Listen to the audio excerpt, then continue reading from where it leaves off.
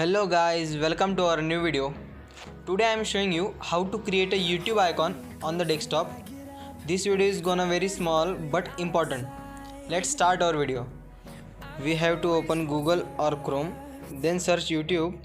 After that we have to open YouTube website.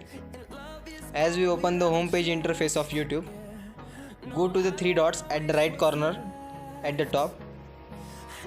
As you can see in video, go to the more tools. There is a button of create shortcut. Before that I want to show you there is no YouTube icon on my desktop. As we click on the create button, we have our YouTube icon. So enjoy our YouTube and thanks for watching.